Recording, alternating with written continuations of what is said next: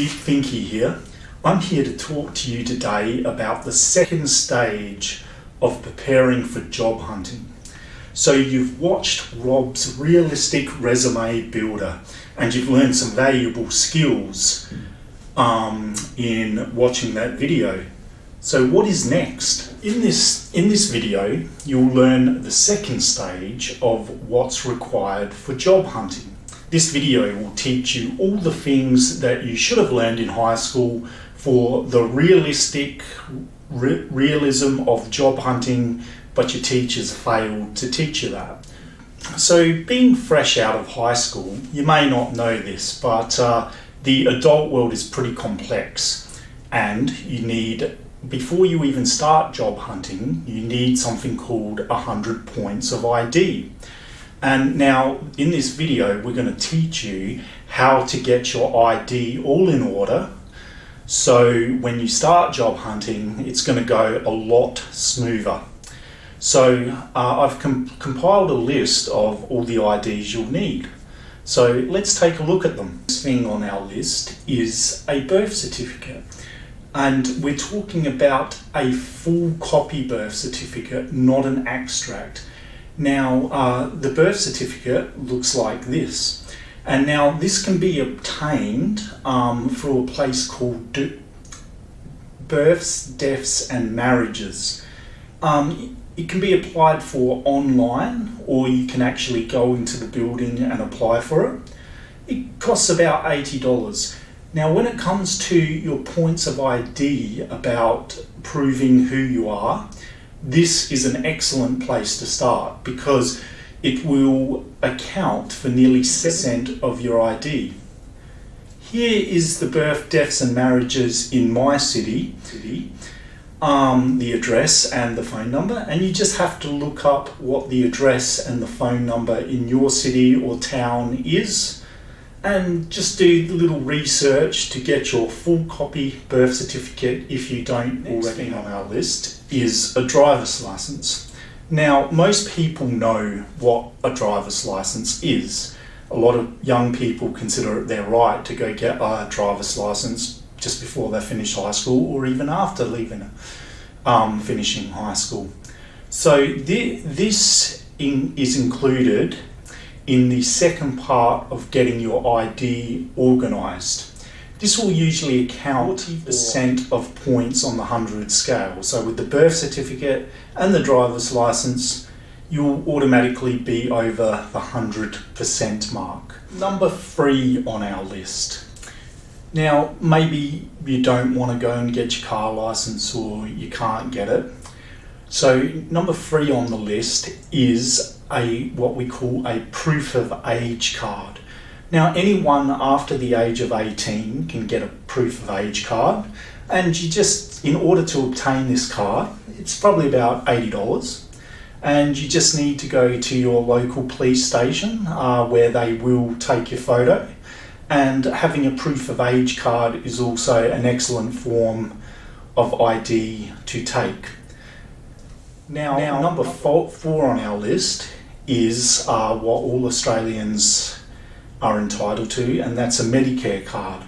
Now, in order to obtain a Medicare card, you just need to go to Centrelink, which most people are familiar with, and the Centrelink office has a section where it specially deals with Medicare cards. So all you have to do is just go there and register, get the card and register under the Australian National Medical healthcare service. And of course, having a Medicare card, if you need to go to the doctors or the hospitals, it's always going to get you free treatment or maybe treatment at a seriously reduced cost to you. One of the last things as a form of ID that can be used is any bills, maybe a bank statement or a bank card, or any letters that you may have on MyGov that is from Centrelink, or a taxation office letter, maybe child support. These can also be used in the ID, on the ID field of getting a job when it comes to job hunting to prove who you are. In line is the tax file number. Now, the tax file number is important because all Australians need to legally have this to work at any job. Doesn't matter what job you are. If you don't have a tax file number, it's not legal. So the tax file number can be when you register for a tax file number, you just need to go to a place called the taxation office. Here is the address in my local city of the taxation office, but just look at the address in your local area, city or town in order to get one. Now, at the stage of when you acquire for a job, there'd be certain things that you would have to do. Now, here is a taxation form. If you apply for any new job, you must fill one of these out. It's a legal requirement, and it's a good thing to go to the taxation office and get one of these forms even before you start job hunting. Just familiarise yourself with this form here, and you're looking all set as far as taxation purposes are concerned. Alright, so let's just say you've applied for a job and an employee is interested in your skills and stuff. So what's the next step? The next step is to go and get a super account. What's a super account? It is a legal requirement in Australia that all employees, before they start even working, must have a super account. Here is a super account of that is in my city that I am personally in. And once you register with the superannuation, it is important that you get an account number for your super to go in, and a BSB number, the name of your super and a BSB number. These are all essentials. Now, in your superannuation, there is something called regulated super and unregulated super. Now, unregulated is a little bit deceptive. It is legal, but if you have an unregulated super account, you must have something called a compliance letter. Now, when you sign up to any super organisation of your choice, you can ask them, is this company regulated or unregulated? If it is unregulated, then by law they have to supply you a legal document called a compliance letter, and this must be given to the employer when you start any new job. In storing, option 1 is physically get a folder just like this and then put all your documents in it, which is a good idea. But in this world, you're probably going to need to email this or electronically. Scan these things. This works, or maybe your local library normally has scanning facilities where you can scan them in, and the scanner will most likely save them to a PDF file.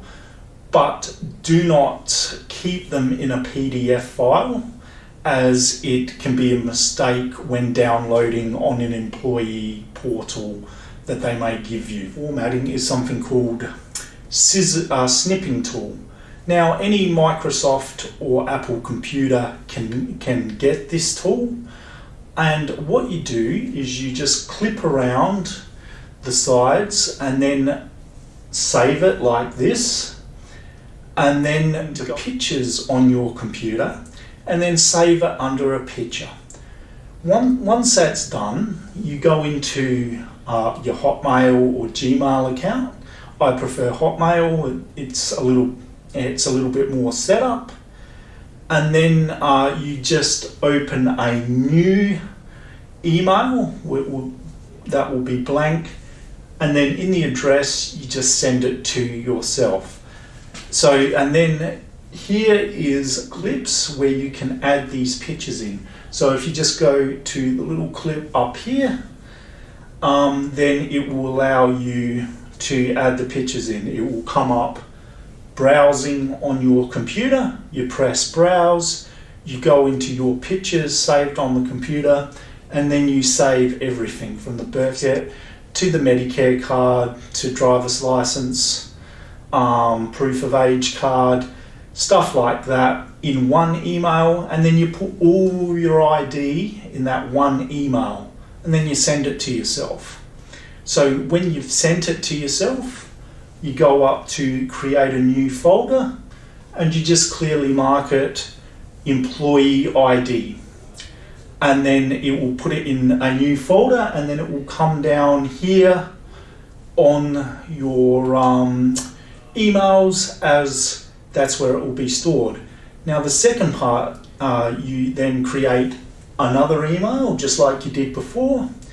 You create new message, and then you put your bank details, your tax file number, your superannuation details and account number all in one email, and then once again you just send it to yourself, and then drag it into that folder that you did before, and then you keep that folder separately from all the other emails. So you know when you're ready to go and get a job, you just have to, and then your employer is sending you employee portals and asking for your tax file number, your Medicare, all the ID, and superannuation details. Then all you've got to do is just go into your account, your Hotmail account, and then save the downloads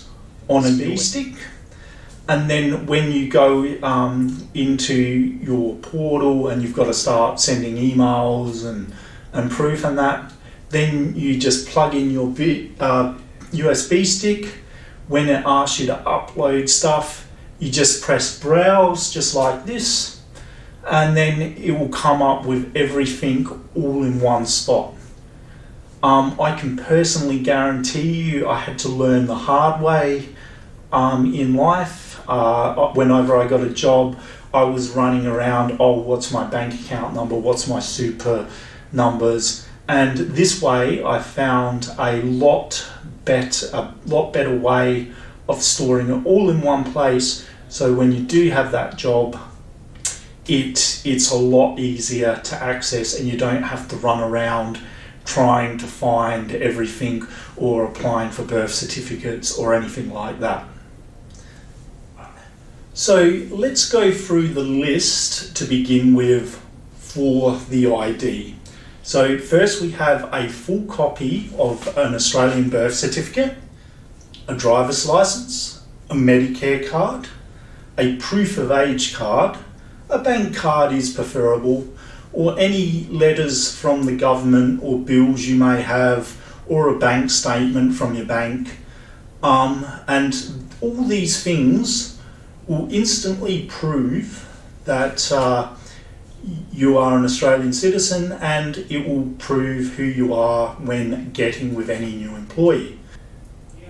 The second part of the list is getting your tax file number, becoming a member of a superannuation company, whichever one you choose, getting the organisation's name and the account number and your superannuation account, and then getting a tax form that you can fill out. And it's always good to have these handy. So you've got the first part of the list, and then you've got the second part of the list. Now that we've got everything organised, let's discuss on how best to store these things. So when you get a job, you can just instantly go into one spot, get all these things, and it's not going to be a hassle. The process can be done with your driver's license, forklift license, any certificates you may have gotten in the field, such as working at Heights, or you're working at White Card or stuff like that. All the qualifications that I mentioned in Rob's Realistic Resume Builder is also good to scan, such as police clearances, everything. All these ones, just scan them in, save them, change them into pictures, and then just email it to yourself, same process, and then just put it in your folder. So in the folder, you'll have your 100 points of ID already, you'll have your superannuation and tax bank account already, and then you'll have copies of all your qualifications, like that was mentioned in Rob's Realistic Resume Builder.